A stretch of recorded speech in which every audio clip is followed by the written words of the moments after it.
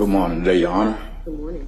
I want to start out by thanking you for giving us a fair trial. I want to thank the jurors for the amount of time that they put in to judge this trial. This time being on this trial, I was able to see how the jurors are put in a tough position to, sit there and judge someone's life, and, it's a hard decision, and I felt like they made the wrong judgment. I've done things in my life. I'm not perfect. But the things I've been accused of, I know that I haven't done those things. I know it's typical for a person to come up here and, show remorse to, crimes that they have done, but I can only show remorse to the people that I know that was in this trial, which is Kiera Adams, Deanna Sanders, and Jasmine Brown. Not remorse on behalf of like I did anything to them, because if you know me, and people who really know me know that I wouldn't force anybody to do anything. I met women, I dated women who were doing escort or whatever, however people want to look at it from a moral standpoint, but who was doing these things as a grown woman. I've only dealt with grown women. Nothing was forced. Nothing was coerced or anything of that nature. If you notice, before this trial, no woman can say anything about me before this trial. If you notice, before this indictment, no woman can say anything about me before this indictment.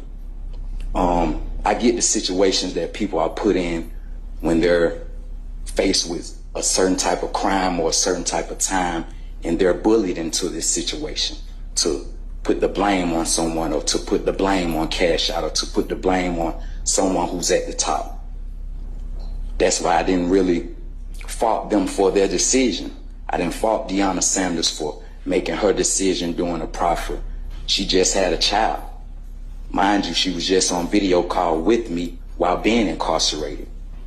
I don't fault Kiera Adams for doing the things she did with her proffer, because mind you, she was facing a certain amount of time handling her probation in different cases that she's on. I don't fault people for making accusations, because I'm a man that typically let women leave on their own behalf. Never held them in prison or held them in slavery or said, you can't leave me, or you can't do this. Every woman you seen come on this stand showed you that they left and came back willingly on their own. What I mean by that, they left on their own and they came back willingly on their own.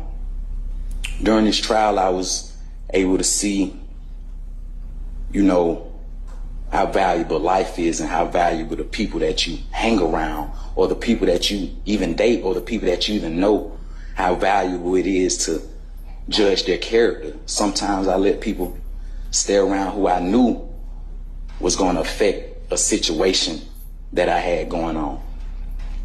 So I don't, and for the people who came to this trial that I never met a day in my life, never had any contact with them, never had a text message with them, never had an interaction with them, don't even know where most of these stories came from, it's baffling.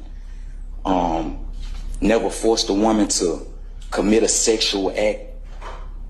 I've been traveling all around the world from here to Dubai, and you would never hear a woman say that I forced them to do anything sexual or commit a rape with anybody. I don't hang around people that do things of that nature. I feel like, and somebody asked me this the other day, it was like, every time I see your head high and you always smiling, because when you have that confidence, it takes me back to the Bible. When you have that confidence and you know you can be falsely accused of things. Jesus was falsely accused. A lot of the prophets were falsely accused. You don't have that emotion like you've done something. You know, so if you see me with my head high, or if you see me smiling, it's because I know at the end of the day, through Jesus Christ, the Most High will always give you the actual judgment. So I really thank you for providing us a fair trial. Just me getting to know you during trial, I was like, you know, she's just the judge. But when you sit 12 people in that panel and you know, have them, you know, judge our lives and, you know, put them in a position to judge our lives, you know, it takes you back to, once again, the Bible, when people had to judge these prophets' lives. And I say, if you know me, you actually know me. There's plenty of people that know me in this world. There's plenty of people that know me in this jail. There's plenty of people that know me where I'm from. Like I say, once again, I'm not perfect. I come from certain areas. I come from, you know, certain environments. I come from doing things in my past life before the music. But I'm here to tell you that if you sat in this trial and you paid attention to this trial, before these dates, no woman could ever say, I done those things to them. Before these dates, you can go on my Instagram and see these women enjoying themselves, having their own things, living their own life. Before these dates, I can say you had these women that never had anything to say about me. Before this indictment, before the RICO, you had these women actually talking to me while I was incarcerated. I've been incarcerated for 4 years, and these women are interacting with me. These women who took the stand and supposedly scared of me, or monsters, or I'm a monster, or took these proffers. This wasn't the case before they was indicted. So from my perspective, I feel like some people can get bullied into a situation that they really don't really want to do.